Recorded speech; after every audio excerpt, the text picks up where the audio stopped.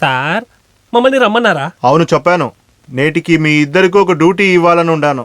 ఈ రోజు కూడా నర్సాపేటకి వెళ్ళాలా సార్? అది రేపు.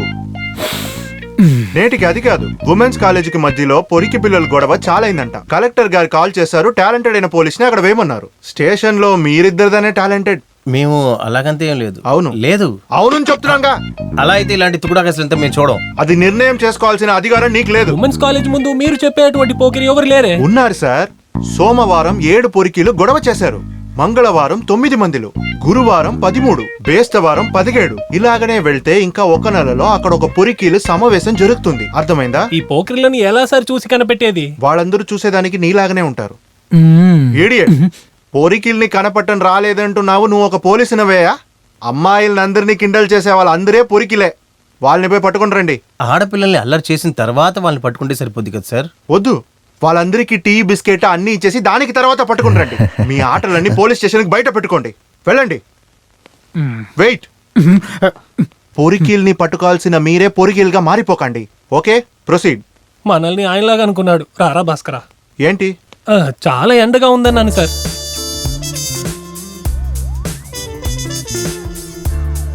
ఇక్కడ అలాంటి ఏ ఎదవలు లేరు కదరా. వాళ్ళందరినీ అలాగే వెళ్ళిపోమును. ఇంత అందమైన అమ్మాయిలు ఇప్పుడు వస్తున్నారే. ఇప్పుడు మన దృష్టి ఇక్కడ పెడితే చాలు. పోలీస్ స్టేషన్ నుండి పర్మిషన్ తీసుకొని మనం ఇక్కడికి వచ్చి నించున్నప్పుడు ఒళ్ళంతా చల్లగా ఉంది భాస్కర, ఊటీలాగా. ఇవన్నీ చూడడానికి భరత్ కుమార్కి అదృష్టం లేదు. ఇక మాట ఈ డ్యూటీని మనమే చూద్దాం. ఏమంటున్నావు?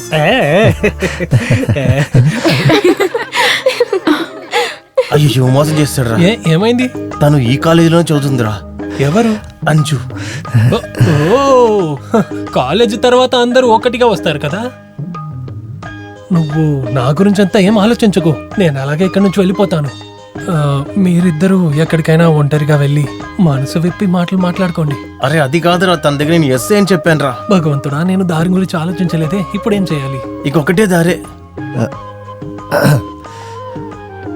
No no no no. ఏ కానిస్టేబుల్, నువ్వేంటి ఇలా పిచ్చోళ్ళ చేస్తున్నావు? యూనిఫామ్ వేసేటప్పుడు నాలాంటి ఒక పెద్ద అధికారి షర్ట్ లో స్టార్స్ పెట్టకపోతే గుర్తు చేయాల్సిన బాధ్యత నీదే కదా. ఒక కానిస్టేబుల్ అడిగిన దానికి సమాధానం చెప్పు. అవును సార్, సారీ సార్. ఇలాంటి ఒక చిన్న విషయం కూడా నువ్వు గుర్తించడం లేదు కాబట్టి నువ్వు ఒక కానిస్టేబుల్ గాను, నేను ఒక పెద్ద ఎస్ఐ గాను ఉన్నావు. అంజు, ఏంటి ఇటువైపు? నాన్న ఇక్కడికి ట్రాన్స్ఫర్ అయ్యారు. నేను ఈ కాలేజీలో జాయిన్ అయ్యాను. ఓ, నేను ఇంకా సర్కిల్ ఇన్స్పెక్టర్ గా ప్రమోషన్ అవ్వలేదు, ఇంకా ఎస్ఐ గానే ఉన్నాను. ఏం కానిస్టేబుల్స్ ఎలా వెళ్తుంది? భాస్కరన్ కానిస్టేబుల్, నీ కడుపు మళ్ళీ లత్తి ఎక్కడా? నవ్వుతూ ఉండక సుపీరియర్ ఆఫీసర్ ని చూసేటప్పుడు క్యాప్ వేసుకుని సల్యూట్ చేయాలని నీకు తెలవదా ఏంటి?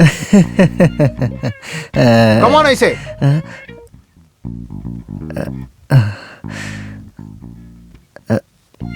ఎస్ఐ అన్నారు.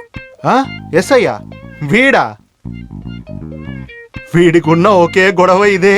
పోయిన వారం కేటీ కాలేజ్లో అను అనే అమ్మాయి దగ్గర వీడు చెప్పింది ఐజీగా ఉండాలని చెప్పాడు. డ్యూటీలో మస్తైన వాడే.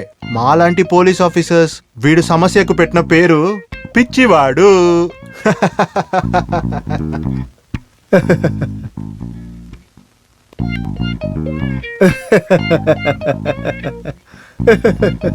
నువ్వు తాగడానికి నీళ్ళు కూడా లేకుండా చనిపోతావురా ద్రోహి. నాకన్నా మా నాన్న పెద్ద ద్రోహిగా ఉన్నాడు. కాళ్ళు జారి బావిలో పడి నీళ్ళు ఎక్కువ తాగే చచ్చిపోయాడు. అంజురా, నేను డ్రాప్ చేస్తాను. Okay, bye. బాగా లోపలికి కూసో.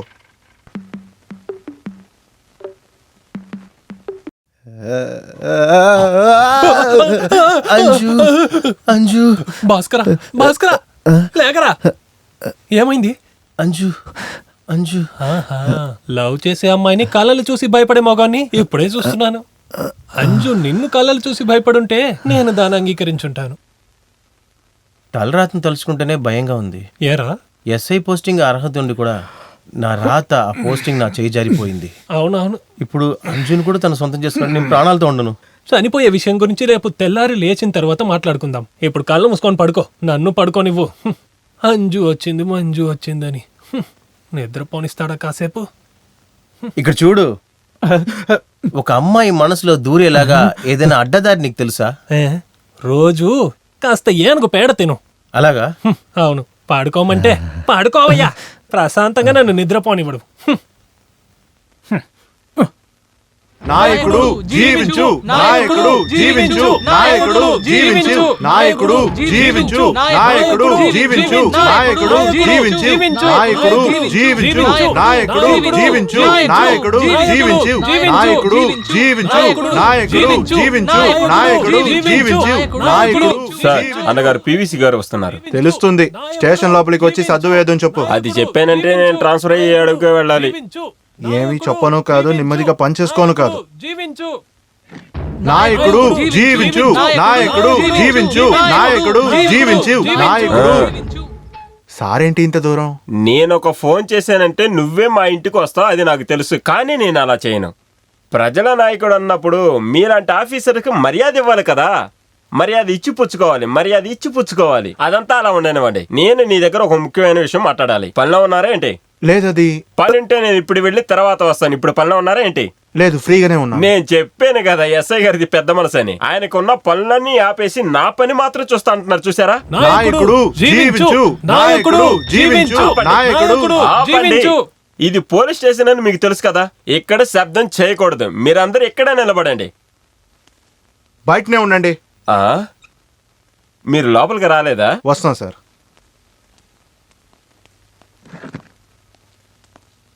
ఏంటి ఎస్ఐ కూర్చోలేదా? ప్రజల నాయకుడు అయ్యిండు కూడా నేను నీకు ఇచ్చిన గౌరవాన్ని నువ్వు బాగానే గమనించావనుకుంటాను. అయినా కూడా నువ్వు నాకు మర్యాద ఇవ్వలేదన్న చిన్న బాధ నాలో ఉంది. మీరు ఏం చెప్తున్నారని నాకు అర్థం అవ్వలేదు. నేను నా శిష్యుల్ని బయట ఎందుకు నిలబడ్డానో నీకు తెలుసా? నువ్విలా చిన్నపిల్లల మారం చేసేటప్పుడు నన్ను నేను కంట్రోల్ చేసుకోలేను. నోటుకొచ్చిందల్లా తిడతాను. డ్యూటీలో ఉన్న ఆఫీసర్ని చండాలంగా తిట్టడం నాకు అంతగా నచ్చదు సార్.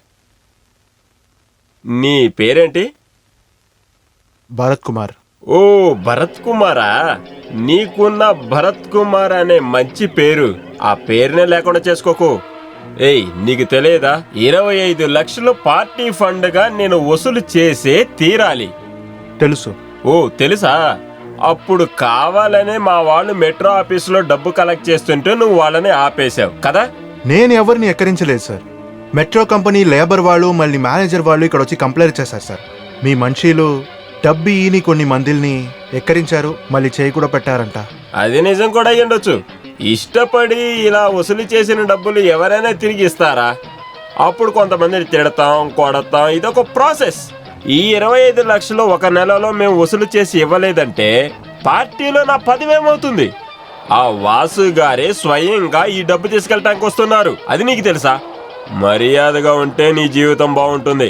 మా వాళ్ళ కంటిలో ఒక్క బొట్టు కన్నీరు వచ్చినా ఇలా చూడు, పార్టీలో నాకు ఇంకొక పేరుంది. అది వినాలనుకోకో, నువ్వు తట్టుకోలేవు. ఇలా రా, ఇలా రా, రా. ఇదే స్థలం? నెల్లూరు. ఇక్కడున్నావండి, అక్కడికి మార్పిస్తాను. జై భారత మాత. జై భారత మాత.